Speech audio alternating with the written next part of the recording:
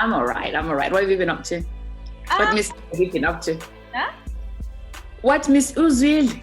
Hey, like you say, and then what mischief have you been up to?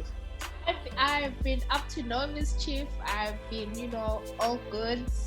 What about you? How have you been? Yeah, I've been good too. I'm never up to any mischief, so Mm-hmm. Have you been to any protests? Not yet. Okay. What about you? No, me neither. I haven't been to any. But I hopefully, like once the R rate is low enough, Yeah. I'll be out there with the people. Mm-hmm. Yeah. What are your thoughts on the whole like Black Lives Matter? The movement.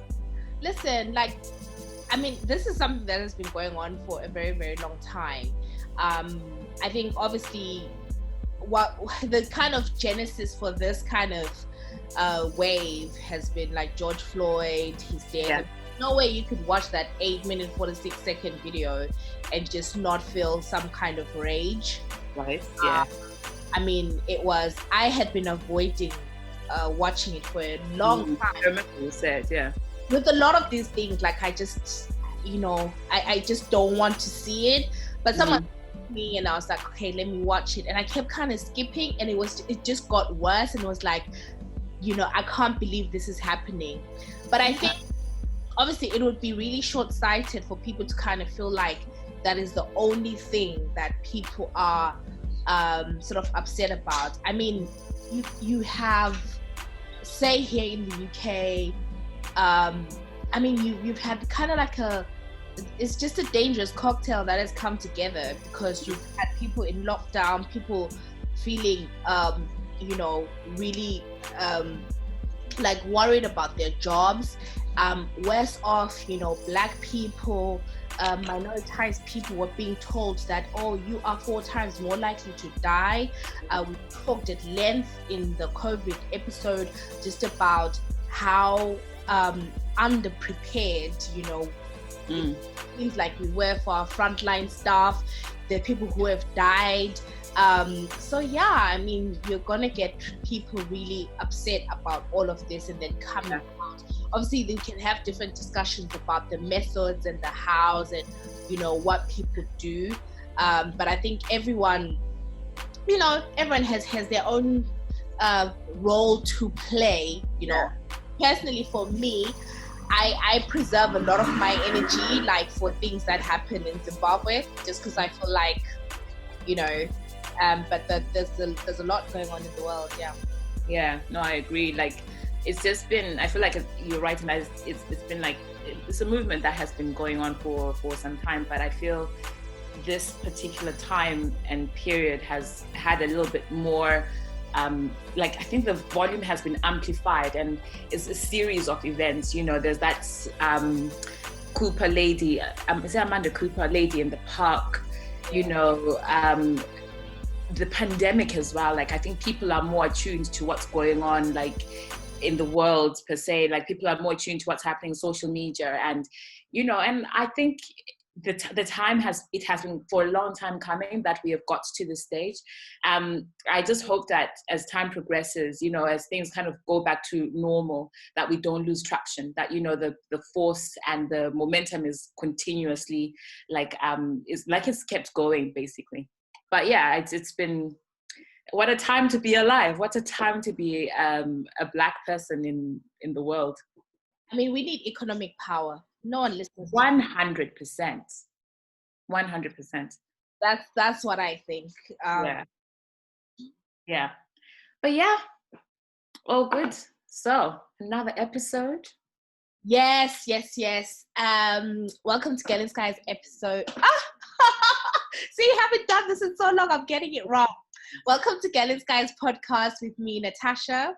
Nat Xolie. And I sometimes go by Nat. Sometimes go by Michelle. Yes, and welcome to our new listeners and welcome to our returning listeners. Thank you so much for riding with us and for joining us. We hope that quarantine has been good and kind to you as best as it can be. Indeed. Couldn't have said it better myself. So what's going on? Yeah, man, nothing much. So last two episodes we had the most recent episode we spoke to Tanaisha and Tendai, the stars of Cook Off, the first Zim film to be on Netflix. So that was really, really great. I think I saw you tweeted that you'd watched it. Yes, I watched it. I loved it so much. Like, I was giving it thumbs up, 5 stars.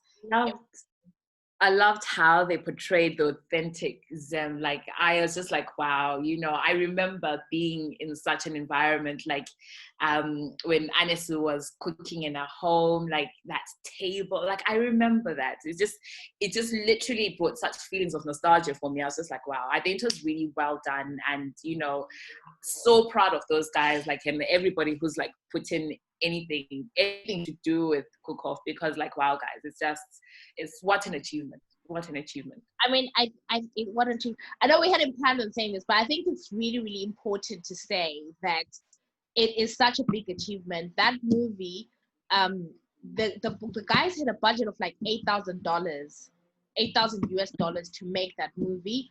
And also, like, a lot of the people involved were not paid at the time. They accepted deferred payments, right? Yeah. So this is just such a win for us. Like I said, what I loved about it is it was very Zimbabwean. Yes, our infrastructure is worn out. Well, we're driving 323s, but we still want the good life. You know what I mean? We still want to make Egg Benedict. We still want to have exactly. good life. That's who we are.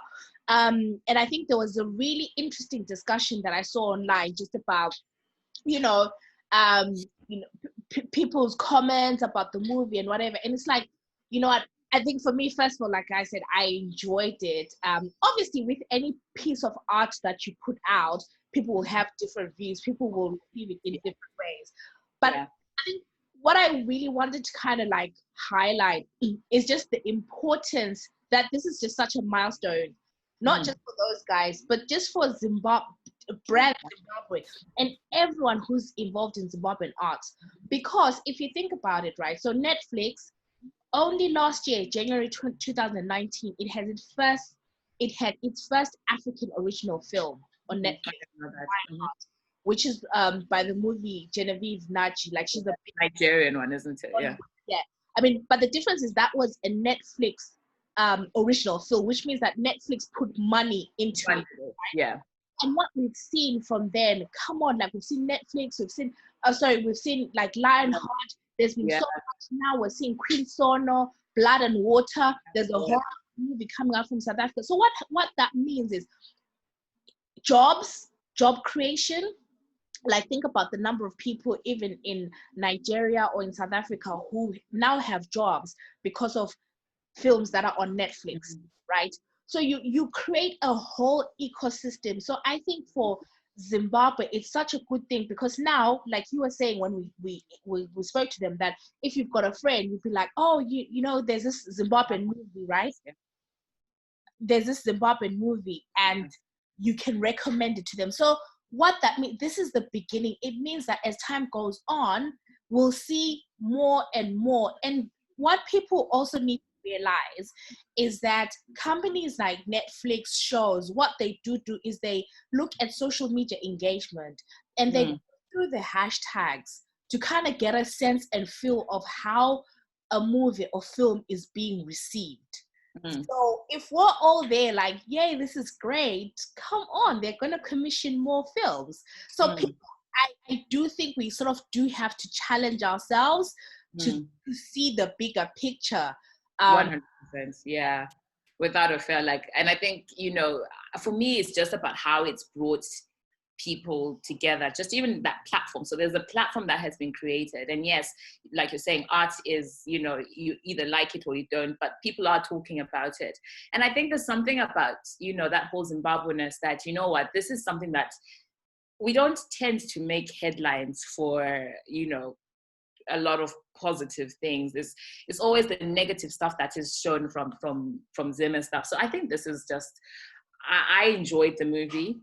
You know, I'm really looking forward to seeing more content from Zim. I just want to consume everything about Zim because, you know, I've been so far away from home.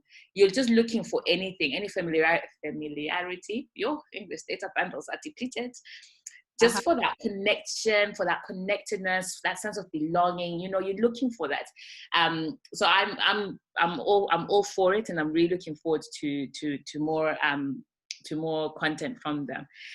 But we had quite a few comments, you know, which we're going to go through, like the past few episodes that we've had. I was looking at one here from on YouTube. Pauline Ritchie, who said that this was this was on Cook Off. She was like, "Oh, this was a great interview. I loved the movie. I was also so happy to see Maggie from Bus Stop TV. It was kind of a surprise. Well done, everyone who was involved in making this movie. #proudly Zimbabwean." And we, you know, there's a few other people who were like, I'm just particularly looking for, okay, so this is just on other episodes. So Nat also interviewed Alex Magaisa about 2 episodes ago, I think, or 3 episodes ago. And so again, more comments, people like, "Oh, good interview. You guys are now top notch, keep at it." This was Eto Maposa. So, and then back again to Cook Off. Sorry, my comments are a little bit everywhere. Craig Tanyanya was like, "I like the background commentary, and I feel sorry that they have to clean windows. Such a Ndebele mom." I think when you're like, "Oh, we're gonna clean windows." Necessary to be cleaned. Anyway, how about you? Did you have any comments from your side? Okay, yeah. So I think we did the midnight Reddit episode, and there was someone from Supumdao who was like, "Love this episode. I low-key think Xolie does have a secret that could ruin her life. She was too convincing." Do you remember when I asked you if you've got a secret and you're like, "So the streets want to know. The streets think you do have a comment." A comment from Bukola on that same video is like, "Fab ladies, love that you brought the same energy." And which one? Talibashi. I was wanted to read that. Yes. And then, so the Alex Makaisa one, in that interview, we talked about Ubavu Dumiso Dabengwa. So actually the Dumiso Dabengwa Foundation, you know, they quoted the episode and they're like, "Thank you, Galen Skies, for remembering Dr. Dabengwa." And listen, like well done to you for that was like just top notch. Like, you know, I was even looking at the comments and even just watching that interview, I was like, go girl. Like, it was really amazing. Like, I think like even the comments, like there's this girl called at Nomsa Swanda who was like, finally caught up on the politics episode. A great overview of political history and institutions of Zimbabwe. Like that was basically, that was you gave us, like, you guys gave us such an overview of Zimbabwe politics. You know, it was like a bite-sized edition, and I thoroughly enjoyed it. Yeah, thank you to Alex Makaisa. I mean, he's just a wealth of knowledge. There was a comment on Twitter from Babo04. So Ed Babo04, she's like, "Shout out to Galen's guys, giving us exclusive after exclusive." And then at Ngalagram was like, "The content we deserve," with regards to the Cook-Off interview that we did. And then the guys at Cook-Off the movie also shouted us out. And then there was a comment from Nom Tandazo at Empress Spectures, like, "I love what you ladies have done with Galen's guys. I feel so plugged in with everything because you make it a priority to be on trend and politically in tune." Izandla Bahlali. Oh, thank you. There was at Panky _ who was like, "Friday is for podcasts," and she was like, she or he is like, "Shout outs to all the local podcasts," and mentioned 6 Foot Weights, really good really good podcasts as well, like to Bulawayo Boys, like really good content. And she says, watches, but who didn't know the origin of the term. And I actually didn't know the origin of the term either. And at Tata in the AM podcast, Yabantu at Girl in Skies, who you could listen to over and over. So thank you guys. What does the mean? So apparently, Ochis boy was literally a term given to people, or to boys, or I guess maybe to people who were able to afford like cheese sandwiches at school, because it was like, oh, you know, you're like of an upper class. I was like, oh, I didn't know that. Really? Thank you So when you used to go to school, their lunch, ule cheese sandwich, you were considered a cheese boy because you had. That's so funny. So they call themselves cheese boys? That's so that was the term. Because when I listened to their first episode, and as I was listening, I was like, these have got to be either CPC or Falcon boys. Right, because you give those vibes off. No lie. Sort of like 10 minutes into it, I think they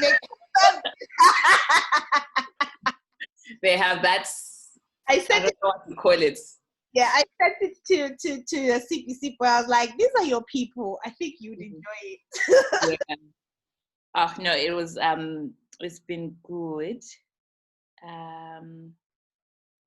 It was a shout out as well to Tim Bingala, who said enjoyed listening to this. Very good journalism there, ladies. Thank you. And also remember when we asked Advocate Mahera, who we had a few episodes again about whether she choose a neurologist or an engineer. So no, was like, she was laughing at neurologists in NY. Sorry, neurologists. I was like, yeah, thanks. So this is our accent, I guess, getting away from us. No, you're not getting it. You're not catching it. Tell me. You catching it?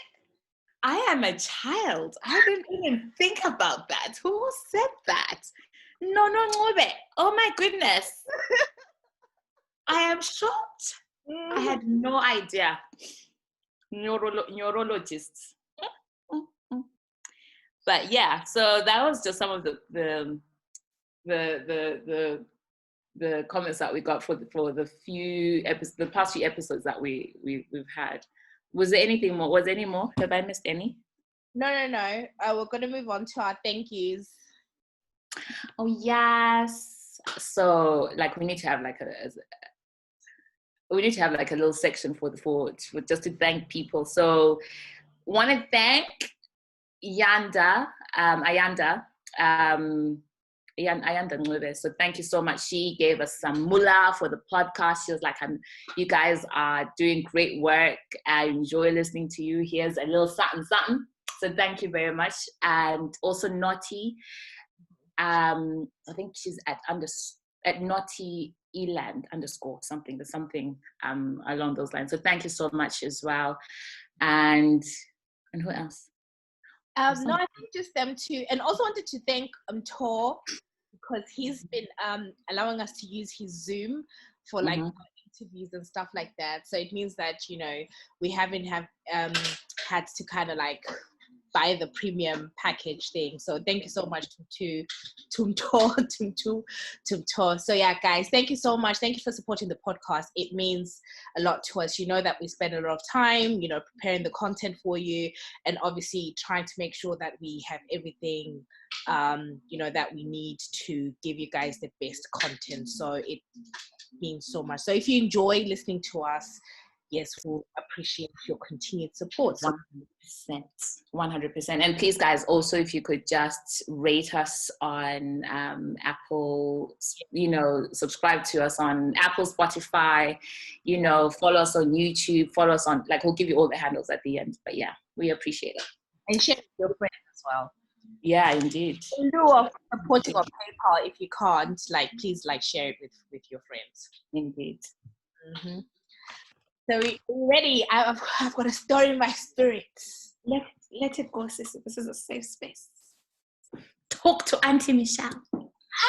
Auntie Michelle.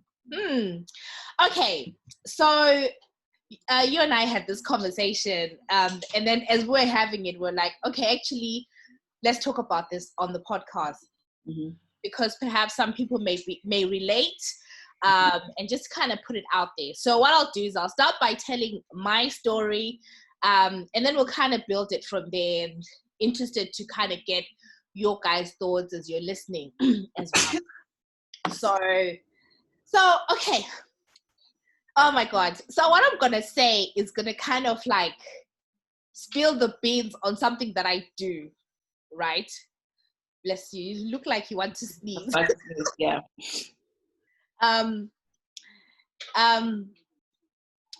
It's going to spill the beans on something that I do. Okay. So let me just explain myself. Right? So, I think one of the things that I do like to do, like when I can and have the energy to, is to just, just be positive vibes, and to, bring joy to people. And one of the things that I do, so for the people that I care for, and people that bring joy to people. No, seriously. I have said I do believe that one of my purposes in life is to share joy and spread joy. And listen, I'm not doubting for a minute that you bring joy to people. I am not.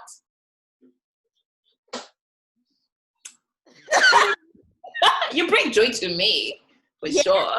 Yes. I'm sure there's other people as well you bring joy to in other ways. Nobody, unfortunately. But but anyway, so okay, let me be serious. So one of the things that I do is I've always found, I don't know, for some reason, for the past, I want to say probably going on 2 years now, due to work and just other stuff, I've always felt that I just don't have enough time. I think it's due to work. I think it's due to me just feeling tired, like just tired in every way, like from the bone tired. And also I think as time has gone on, we've done the podcast, I've started doing like more writing and stuff like that, and as a result I feel like I kind of have more people in my space than I usually would have, just like a lot of people, like associates, friends and stuff like that. And for me, I have found it hard to kind of keep up with people, or to kind of like really just keep up with people. I find that I get to a point where I'm that person that has multiple messages that have not been read. Sometimes I blue tick people, not because I want to, but just because maybe I just don't have the time, I'm tired. Although I will say, which is probably a contradiction, yes, I as with everyone, you will have like your core people that you almost speak to every day, where like responding to them is not something you have to think about, because I can just text you and be like, hey, can you do this, without having to think about, hey, how are you doing, and all that stuff. So I realized that, and one of the things that I did to kind of like address that is I tried to be like, okay, let me be intentional about checking in on people. Literally just saying, hey, not asking for anything, just like, hey, how are you? Happy Monday, whatever. So it started with every Monday when I was on my way to work, like literally I would draft like a generic message, which literally was like, hey, happy Monday, hope you have a great week, right? And what I would do is I would send it to like people in my contacts, like a lot of people, right?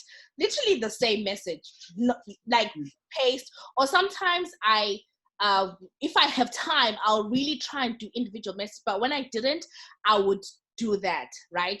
And that was just my way of like, happy Monday, whatever, right? And then sometimes it would be like every other week, oh, hey, hope you have a good Sunday and whatever.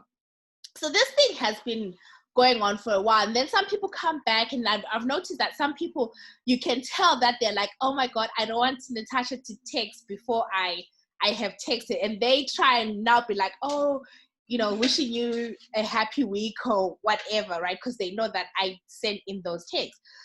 So anyway, what happened is a few weeks ago, I sent sort of like a similar, and mind you, so I don't do this with a lot of people that I talk to every day, because I'm like, there's no point, I don't have to sort of say that.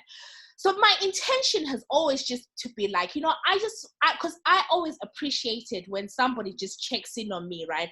I'm that person in our family group that's just like, morning, how's everyone doing? Even if everyone ignores me, if I can see they've read it, I'm like, okay, they're fine, right? That's just me, right? So then what happened is one of my friends, who I sent that message to, right? So she then responded, right? I hadn't spoken to her in a while. And then she was like, why? She was like, oh, hey, Natasha. And then she was like, I'm paraphrasing. She was like, oh, why do you send these messages if you don't respond back? Or if you don't engage in conversation back? Then I was like, what do you mean? Then she was like, when I've responded to you in the past, you haven't come back to me, right? So I think probably what's happened is I've said, hey, happy Monday, wishing you a great week. And then she's probably like, oh yeah, thank you, how are you? And I'll be honest, I probably have not responded. And then she's then probably got another message saying, oh, hey, happy whatever. So then I noticed Uguti, she just hadn't been responding to me for a while. But in this instance, I had actually been like, hey, like, bani bani. Like, it wasn't like a generic message. It was like to her, right? So then it kind of like took me back, because I was like, huh? Like, what? So I was just like, oh, I'm sorry, like, if I hadn't responded before, right?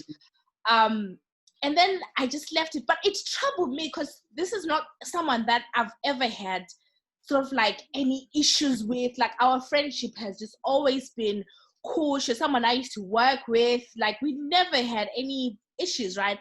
But it bothered me, right? So then I went back and I was like, so I kind of tried to explain myself, right? And then I was like, oh, ever since I started doing the podcast plus work and other stuff, which I kind of detailed, I said, I just don't have as much free time as I used to. Then I said, sometimes checking in is my way of trying to make sure that all the people I care for are doing okay. Then I said, but I can see how that can be annoying if you're not getting a quick response. But hope this explains. Anyway, I'm sorry. That's what I said. I'll take care. And then they then responded, and they were like, what's the point of checking in on people if no conversation ensues after a response? Then she's like, oh, I'm glad, blah, blah, I'll skip that. And then she's like, however, everyone is busy in this life. It's just like sending generic messages, in my personal view, does not equate too much. It should not. And then she's like, your messages lack in quality. And to me, they come across as a tick box exercise. So today I thought I would speak up instead of not responding. This was tight. Wishing you all the best, right? So then I was just like, oh, okay, thank you, I appreciate it. I was just like, oh, thank you, appreciate you for saying. Then I was just like, but anyway, do check in on me, like, when you remember to, right? So like, for me, I was just like I was taken aback, because my intention had been to just like check in on her, right? So I think a number of things kind of immediately came to mind. I was like, well, I'm trying to do what I consider is, well, quote unquote, good thing. That is my pure intention, right? And in doing that, I have then kind of, I feel, been misunderstood, and it's not been received well. And I was kind of like, do you know what, because I was going through our messages, like, I don't remember a time where she like initially checking in on me. Right? So yes, I can agree that my check-ins maybe are quite like bland, but like I'm saying, I'm being honest, that I used to just like do like generic messages and like send it to people. And if I get a notification and I see you like, hey, I'm good, how are you? Like, probably, to be honest, I have other messages that are more that require me to get back to the, to people quicker. So I felt like, to me, I was just like, Yazzie, I don't know. It's kind of like, oh, I would have been better off not trying to be this person, trying to be good vibes, trying to check in on people. Although I did accept what she was saying, that, yeah, probably it is very annoying if you're not getting like a message back, if you're not getting a response back, right? I accepted that, and I was like, okay, but I felt like it was harsh. So I just wanted to kind of get your thought on what you think about that. And then I wanted us to then talk about, when good intentions don't land well, and then to talk about when sometimes being positive vibes can be seen as being toxic, like toxic positivity. So yeah, what do you think of my little, I feel like I've let something out. That's good. Well, I think it's I appreciate both views, right? I understand where and I think I understand where you're coming from. So this is where I guess perspective taking plays precedence, because you need to understand that you are coming from a good place. This is how you check in on people. This is how you check in on people that you care about. And I obviously have been subject to the broadcast messages, and I've identified that. And I think I've said to you, like, well, this is a broadcast text. At the same time, I think we are in a world where people are just so far apart. So messaging is probably the way that is sometimes quicker, it's easier. And, that being said, other people may not really appreciate messages. Someone will want you to call. So I understand where you're coming from, that this for you was your way of like, what? So I think basically to play devil's advocate, like there's an element of perspective taking. And I can understand both, like your reasons for doing and saying what you have said. I think I totally get where you're coming from, in that when you're sending your messages, your broadcast messages, this is a way that you're reaching out to people. This is how you are letting them know that, hey, you know what, I'm here, I am okay, and I'm checking in on you. So are you okay? So, it's just your way of saying, hey, I'm thinking about you in a way. And you're right in that, we people connect or desire connection in different ways. And I think that there's an element that you need to kind of assess your friendship with her. And just like you said, that there's some people that you send broadcast messages to, and there's some people that you probably send more personalized messages to during the week or whenever you can. From her perspective, if you have now sent a message to her, whether it's a broadcast message or not, and she'll probably not recognize that this is a broadcast message. I know you sent me some broadcast messages, and I shall identify, and I'm like, oh, this is a broadcast message, Natasha, and you'd be like, yes, it is. And we leave it there. But, for some people, I guess, when you have reached out to them and you're like, oh, hey, how are you? Have a good week. This is their opportunity. Maybe she hasn't had anybody else who's asked her or who said to her, hey, have a good week. And for her, that's connection. So she's like, oh, you know what? Someone's reached out to me. So that is connection.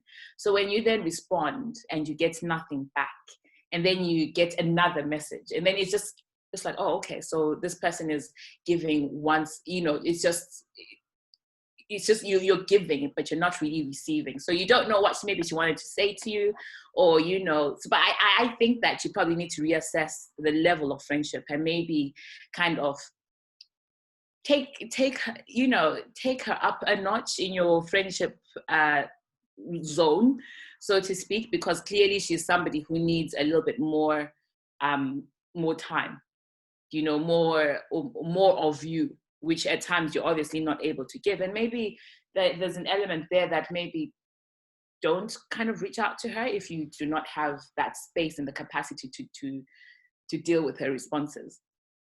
I don't know. That's kind of like my thoughts. I don't send broadcast messages, and I particularly hate notifications. I hate your phone drives me mad, and I tell you that all the time. If your 1001 mail, your mail that is unread, your text messages, your WhatsApp, it annoys me. But my WhatsApp is getting the same as yours, in that there's messages that I don't read. I make a mental note. I'm like, I should actually just respond to some messages today, and I will do that. And then people respond. Then I respond to them a few days later. But that's kind of, it's a busy time. It's also in a pandemic. Things are different. So people and connection are something that we need to kind of really assess on a one-to-one basis. Somebody out of your broadcast messages has come out and said, oh, hey, I need a bit more. You need to kind of look at and assess that. That's what I think anyway. I love the fact that you keep saying broadcast messages, even though I made it a point when I was telling my story not to say broadcast messages. Excuse, but it is what it is. Call a spade of spades, I think, it's not. I remember getting those messages when I was on the train. I'm like, on a Monday, hey, have a great Monday, whatever it is. I think it's, I'm not particularly. It pains me because I'm going to have to stop, because when people listen to this, they're going to be like, oh, it's a broadcast message. Like, yeah, it is. It is a broadcast message. And that's how you cope. Yeah, I think because I just can't, I don't, like I'm saying, that came from me realizing that, oh, wait, I literally just don't have time for people. And I don't know, like, I just feel like sometimes, like I'm saying, because I feel like, we do the pod and whatever, you get to meet more people. So you get to have more people in your space. And it literally feels like it's just harder to keep on top of messages and checking in with people. Like, your mentions are crazy. Like, every social, like, it's like, it's so overwhelming. And that was my thing of just being like, I don't want to kind of forget my day ones, type thing. Yeah. And yeah. But I think that, like, that is an important conversation to have. Like, I don't know if you're willing to kind of talk about then the conversation that you had after, but I think that is a conversation to have with your friend. Just as you can see her point of view, her line, her way of thinking, I think there's an element, and that there needs to be some ground for you as well, for why you're doing what you're doing, So I felt like, so in that situation, right, I felt like I was just like, literally, like, I'm like, for real, like, my intentions are pure. Like, like, I'm just literally coming for a good place. But you know what? Thank you for letting me know. Like, then I won't, like, send you those or whatever. But I kind of felt like it was a bit harsh, because I felt like, but I'm literally, and also, like, I'm like, I don't have to do this. Like, I don't, you know what I mean? Like, I don't have to do it. But then it kind of got me thinking because I was like, sort of taking the conversation maybe away from that, but it just kind of got me reflecting on just like the whole, like, the situation that we're in, and sort of like being positive.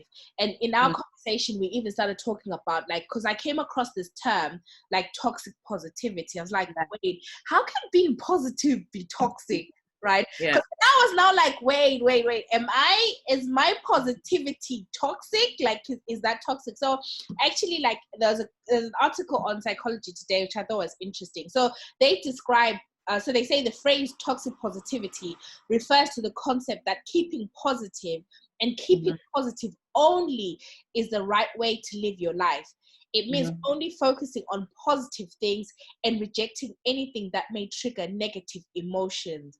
And then they were like, that sounds pretty good, but not so fast. It says when you deny or avoid unpleasant emotions, you make them bigger. Avoiding negative emotions reinforces this idea. So, like I say, sort of going away from that, the message gate, right? Because then it kind of got me thinking, like, because I'm the type of person who I just want to be like, hey, happy, da da da da da. And I'm also like the type of person, like, if anyone comes to me with anything, if there's any issue, like my go-to thing was like, oh, you know what, it is well, it will be well. Yeah. And I was kind of like, kind of just got me thinking, like, wait, am I being toxic? Like trying to be all good vibes because things are not well. And, like she was saying, like, why are you checking in if you're not then going to follow it up? So it was like, so am I just better off just, if I were the person who didn't check in on people, I would be better off. I wouldn't be in this issue. So it got me rethinking the whole thing because I'm no longer going to do it. Well, I don't know. Like, I think the important thing is that you address that for, why you are doing it, right? Because you're doing it from a good place with good intentions, right? And there's one person out of, I don't know how many people you send that message to, who has come back and said, you know what, I need a little bit more. So which is what I'm saying to you, that, maybe what you need to do is readdress your friendship in that, people who can maybe understand, that you send messages to several people at the same time, people who understand where you are coming from. No, it's true, but we are busy. It's not just about your friends, it's about family, it's navigating life in general. So we are busy people, and how we choose to connect, I don't know, is you sending a message to 10 people at the same time is compared to me who will not message at all. Like, how do you balance that? And this is what I'm saying, that it's an individual thing. So if I am not sending any messages to people and checking in on them, and then someone reaches out to me and says, oh, hey, but I haven't heard from you in a while. So then that's, for me, I now need to change the way that I am, how I am dealing with things. It's like, okay, so this friend of mine now maybe they're looking for a little bit more from me. Can I, and do I have the capacity to give a little bit more? So it's just about, I think we need to have open and honest conversations about our friendships, and if our friendships serve us, as Molly says. Yeah, Molly. Yeah. No. But then, okay, so like I say, taking it away from that, it kind of got me thinking, like, this whole, do you think there's such a thing as like toxic positivity? Are there people sometimes who are like overly positive that it annoys you? Not me per se, to be honest, but I can see where it can go wrong. I can see, like, people go through shit, and people, for example, if someone has lost someone and you're like, you can't say it's going to be fine. Look at the, and people do say that. People are like, oh, they're resting now. Actually, it's interesting. I had a conversation with someone who was like, oh, she was really annoyed that someone had said, Uti, this person who had passed away was like, oh, Takona, they're resting now. She's like, who said that they weren't resting before? Right.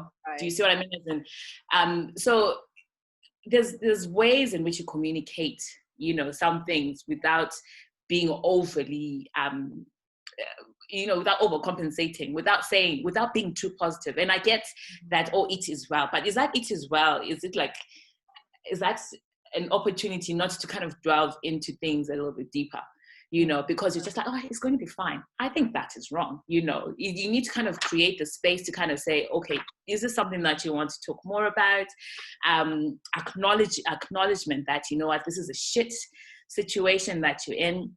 I can imagine that is difficult. And that's the whole empathy, sympathy thing, where with empathy, you can sit in with somebody in a dark room, right? But where sympathy is like looking in a dark room and be like, oh yeah, it must be quite dark in there. But there's something about that connection, about being present with someone that I feel with toxic positivity, it eliminates, Yeah. Because you're already shutting down conversations. You're like, oh, it's going to be fine. you're going to be fine, all chin up, no, but sometimes that's not exactly what you want to hear. You want somebody just to acknowledge that, you know what, this is a shit situation, I'm sorry that you're going through this.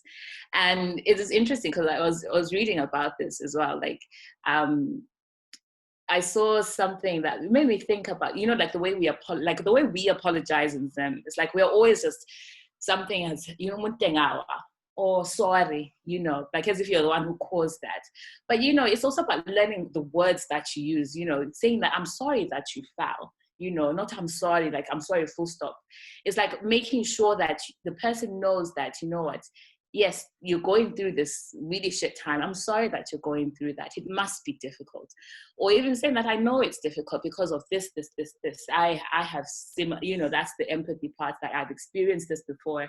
I know it's difficult, but for you to come and be like, hey, it is well.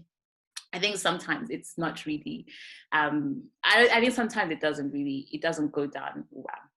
Yeah, no, I get that. I think for me, the whole like it is well crutch, I'll call it, is more like from a just language of faith point of view. Like, okay, like things are bad, what can I say? Let me speak into it. It is well, it will be well. But especially at this time where like the world is crazy, like things are just happening.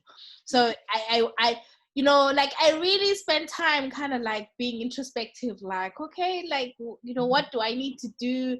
And like I think it was still Psychology Today, it says, so the whole like, it is well. I think I like what you say, that it shuts conversation. Because if someone's going through something, and I think for me, because I'm like the type of person, I want to fix things, I'm a fixer.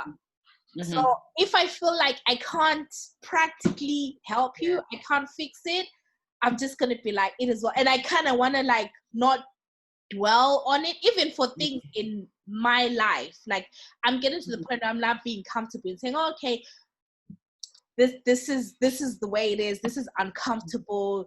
I'm going to sit in it. Or, whereas before, I think I used to like gloss over things. Like I used to be the type of person, you go to the doctor and they say, oh, there's this, take this medication for 2 weeks. I'll be like, I wouldn't even pay attention to what they say. I'll just go and take the medication and I'll just be like, it is well. That was my way of, and like not really understanding, what's going on. Although, I mean, we'll have another discussion about faith and all that. But that was my way. Like I was just, I don't dwell on what I consider negativity, anything that could possibly go wrong. Exactly. But, yeah, no, and I get that. And I get that, when you're coming from a place of faith, a place of, and, that is what faith encourages you to do, is that, you look for the positive situations. You look at like Job when he went through his trials and transgressions, and, he was like, why is this happening to me? No one was like, well, I don't know. Actually, you can remind me. Did anyone go in and be like, "Oh, it's going to be fine. You hang in there, good old Job." I don't remember. But I think there is something, and I guess for me in my line of work, where we use communication. You're speaking to people who are, possibly going to die. So you kind of know that there is not so much that you can do. So you learn to sit in that uncomfortable silence. You learn to sit with that knowledge that, this is not going to be a positive outcome. So you can't be there saying, oh, it is well, it is well. No, you need to be very practical and be like, oh, you know what? We're here to support you. This is how we're going to do it. This is most likely what's going to happen. Because I was reading somewhere as well, like, that when you shut conversation, people then hide their feelings, which encourages shame. So then if you're now ashamed about things, then you're not going to want to talk about them, And then when you don't talk about things, you lose connection with people. So then people become very isolated.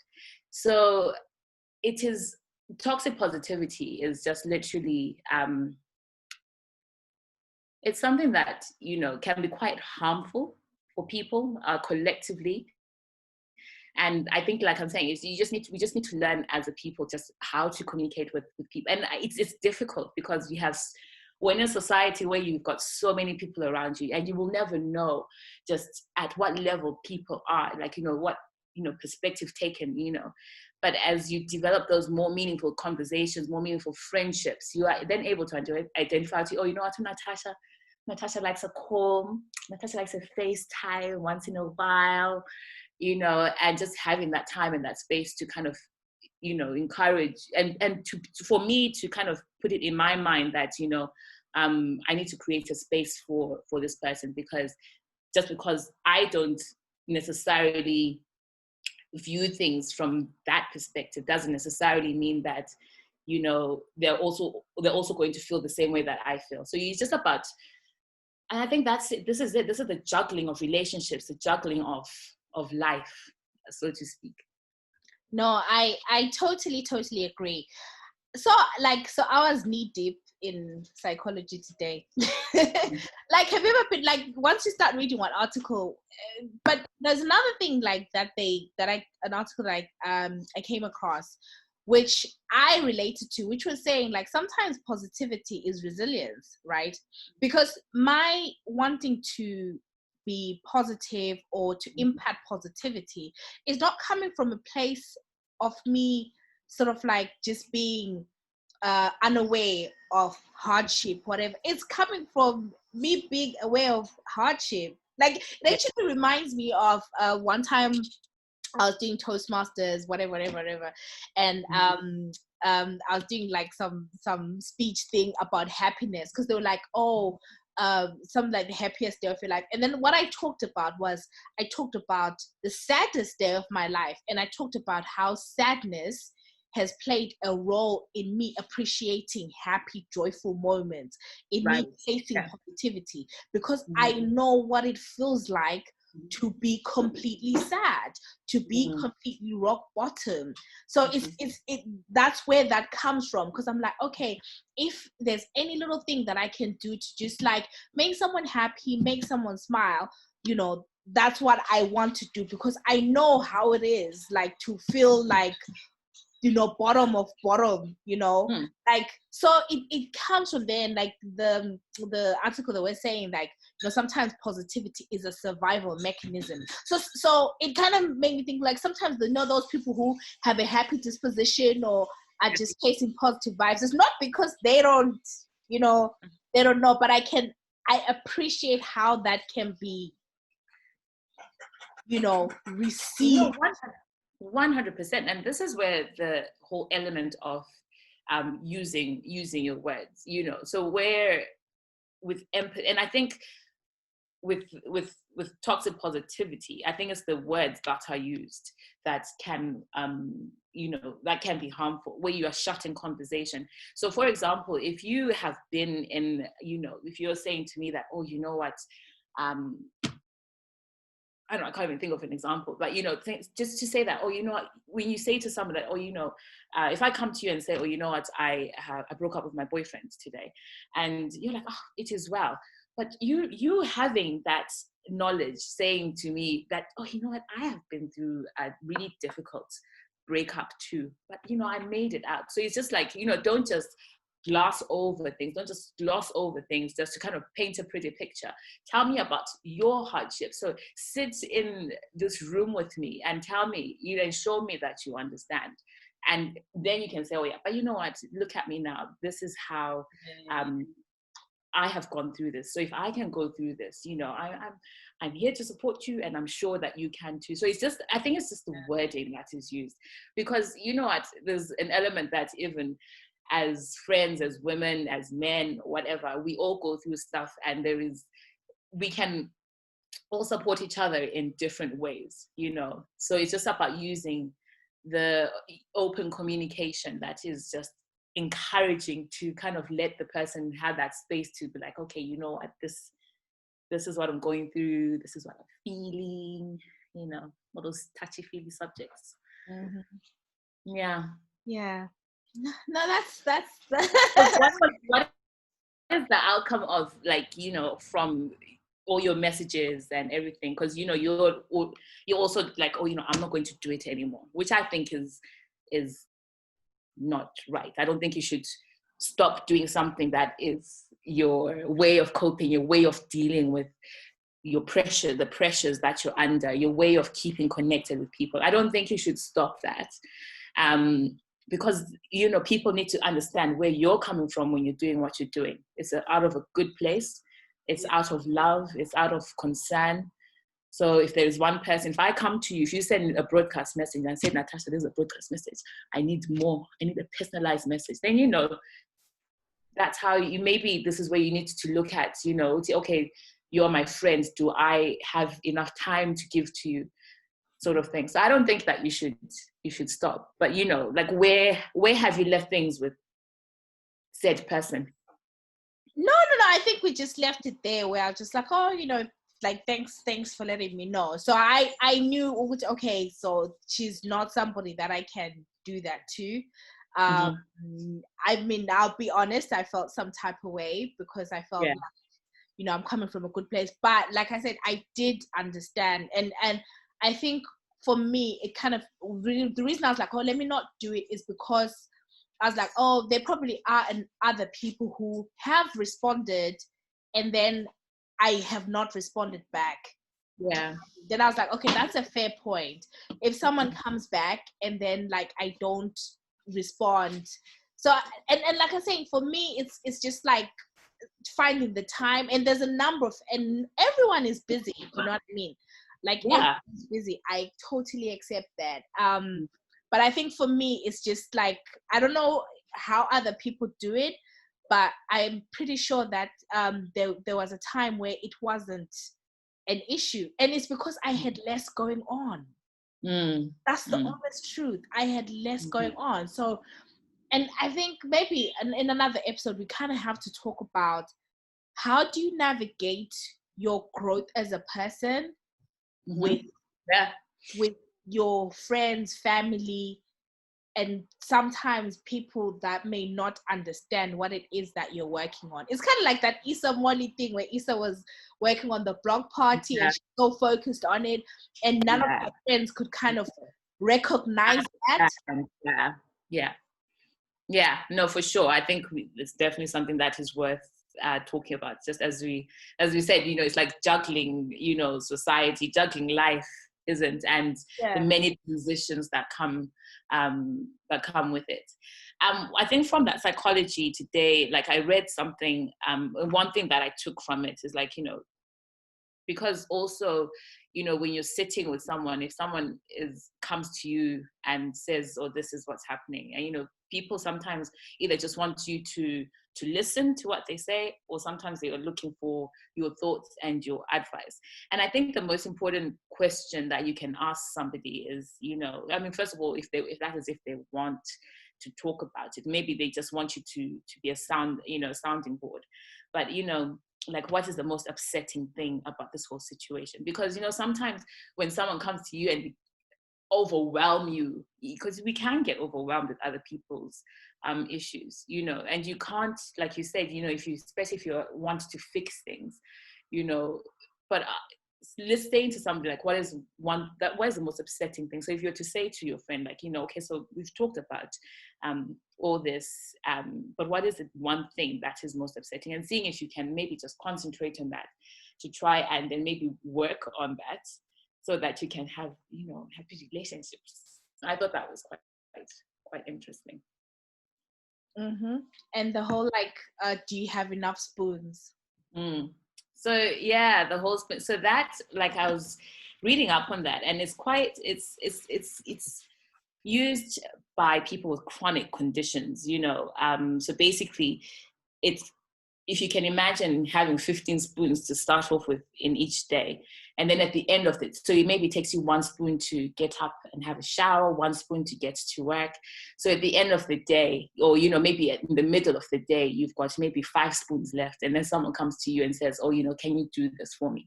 It's about looking to see, do I have capacity? So I've got 5 spoons left. I've got maybe traveling on the tube takes 3 spoons, and getting home and doing laundry takes 2 spoons. So you've got no spoons. So it's also about being able to say, okay, you know what, not just now, but maybe tomorrow when I am in a better frame of mind, or if I've got a little bit more time for you. So I quite like that.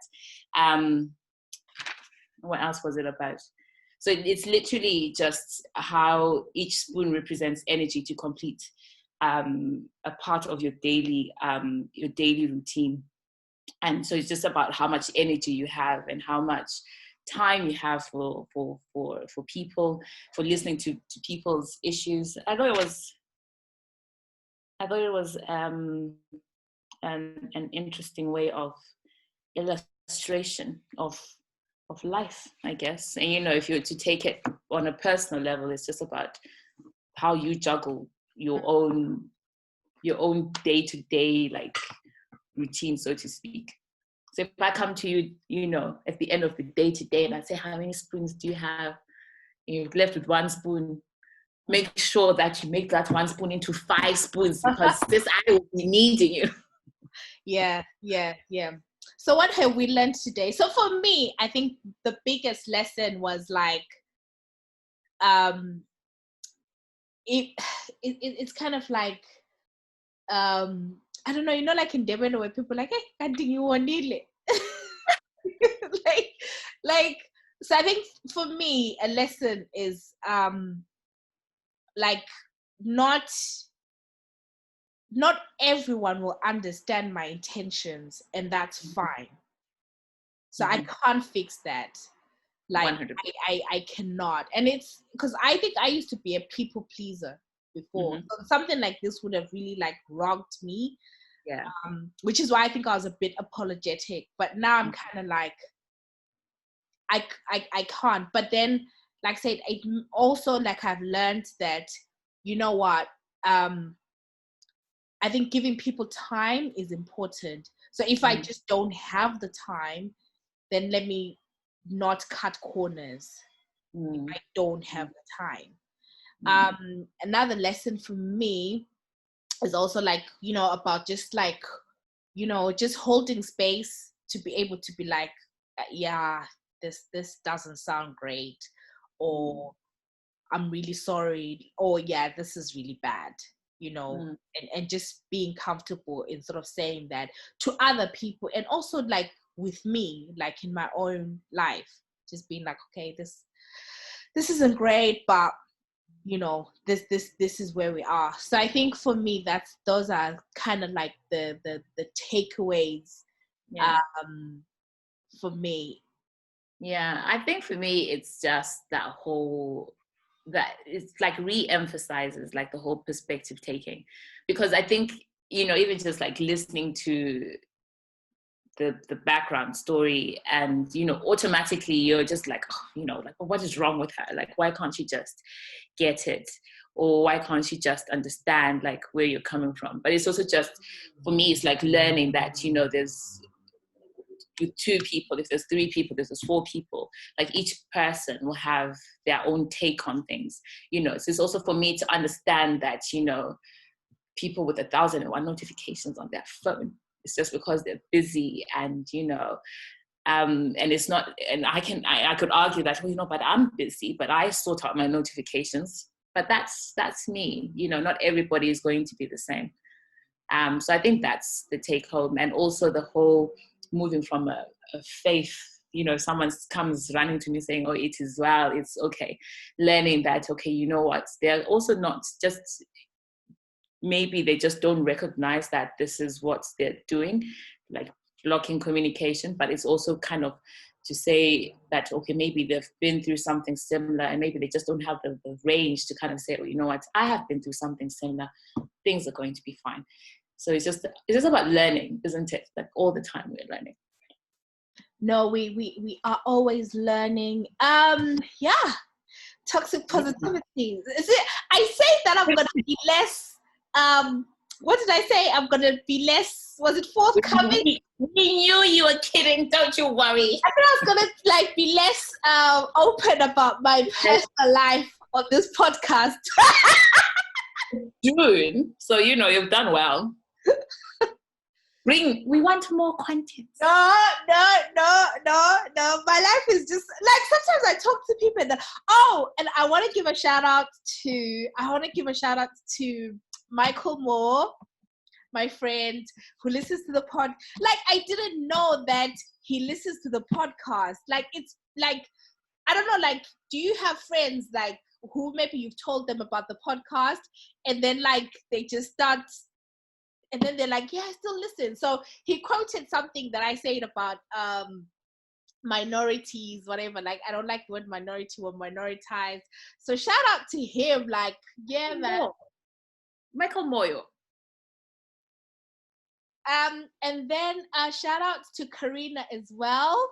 So Karina, she oh, I was about to say what she does. She's my friend. Let's just say she's my friend, who used to do my hair. So then she told me, she was like, oh, your podcast. And I was like, oh, Karina, you listen. So yeah, so shout out to Karina and shout out. Yeah, no, I think it's been nice. I was chatting to one of the doctors I work with today, and she was saying to me, she was like, oh, you know, she listens to the COVID episode which we did on COVID and on loneliness, and she was just like talking about the clap, quote unquote, you know. So it's just really nice. It's really nice just to hear like people like also just, you know, people you don't expect to actually listen. So that's yeah, the thing, because like you mistake like what you see like on Instagram and Twitter as like being the only people, although the numbers obviously do say like more people listen, but then when you come across, you're like, wait, what? Like crazy. It's crazy, but yeah, no. But yeah, all good. And also just want to kind of shout out to, well, not shout out really, but just to kind of say, guys, please check out,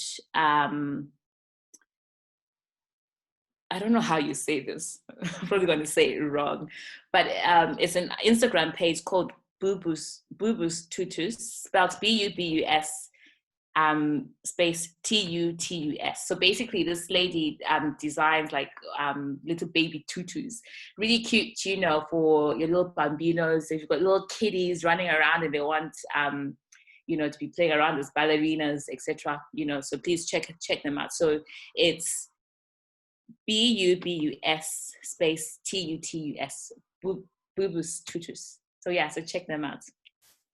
Cool. All right, I've got some new music. So you walk with the girl of my dreams.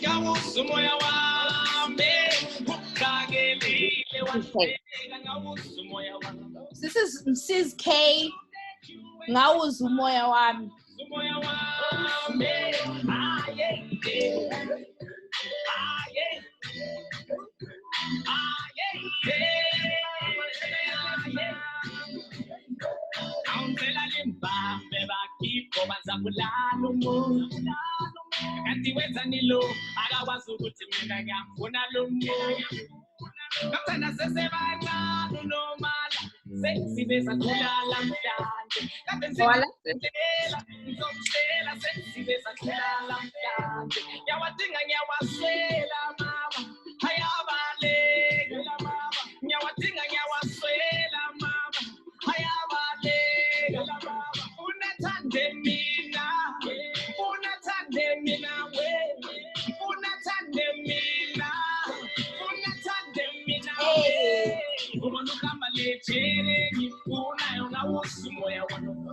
Oh, I like this.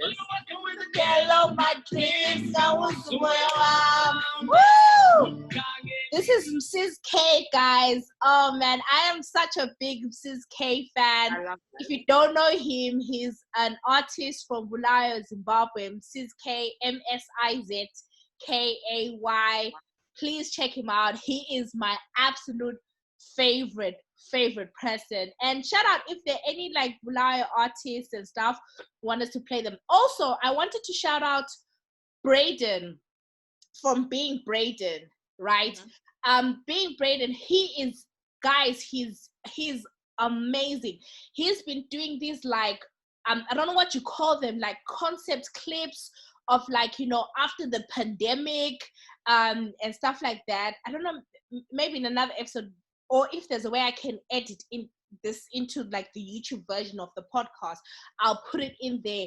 Like, he's just such a talented filmmaker, And yeah, guys, if you're looking for a filmmaker, who's in Bulawayo, Zimbabwe, being Braden, please do check him out. And I also wanted us to check out, to shout out to, I can never say his name, Official Xavier. Mm-hmm. This is one of my favorite songs.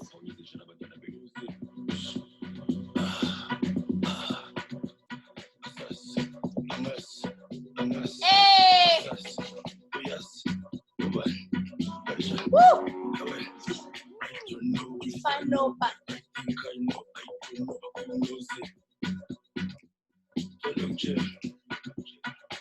shout out to my lunchtime crew. You go by it today. So if I know, but I think I know, I don't know who knows it. I don't know if I know, but I think I know, I don't know who knows it. Listen to this, it is. Let me break it down for ya. Mike. I'm saying shout out to my lifetime crew because there's a part where it's like angazi. Then we do like a back and call. Very angazi. That's sad. Eric, can you play my song as well? But I think I know. Hey! Angazi. It's a lifetime cool song. Can you play my song? But I think I know. Yes. Where did you send it? On your messages. Okay.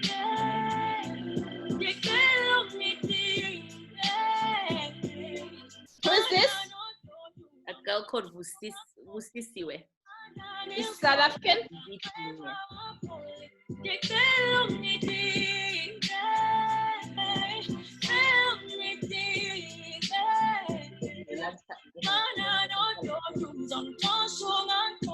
What?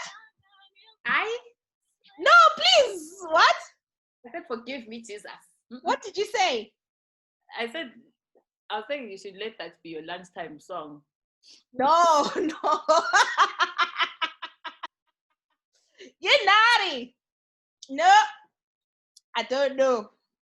But I think I know. My song. Angazi.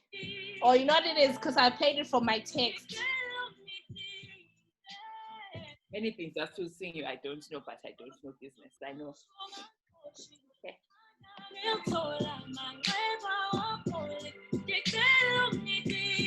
So guys, catch us on all social media platforms. We are there. On Twitter, we're at Girl in Skies. Instagram. Girl in Skies. Facebook. Girl in Skies podcast. YouTube. Girl in Skies. And if you want to support the content, the quality content, please send us money at PayPal at. So it's paypal.me/girlinskies. But you can access our PayPal through all our social media. So if you access the link, you can get us.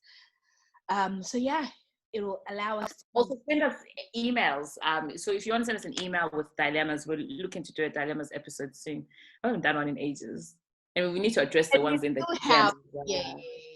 No, I think we need to do so dilemmas episode, and then we're gonna start so on Saturdays we try and do like Instagram lives. We haven't done that in a while because I think we mentioned before that there's just been stuff going on. Also, again, we mentioned this before, rest in peace Doomy. It just kind of fits. Daddy YOLO. Yeah, it just didn't feel right to do that, but we're gonna resume. So what's our email, please, before mygirlinskies@gmail.com. So mygirlinskies@gmail.com. So if you send us an email there with any dilemmas, again, we are not life experts, but we can give you our point of view.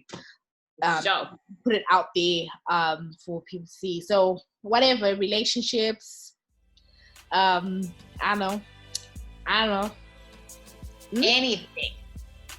Anything relating to relationships. Natasha's an expert. I am not. Very clear. Hey, we have our own Oloni. That's not relation. Oh my God, no. She knows it all. That is a lie. That is a lie. That is a lie. But okay, guys, thank you so much. And yeah, so check out our other episodes if you have not. And thank you. Thank you so much, people. Till next time.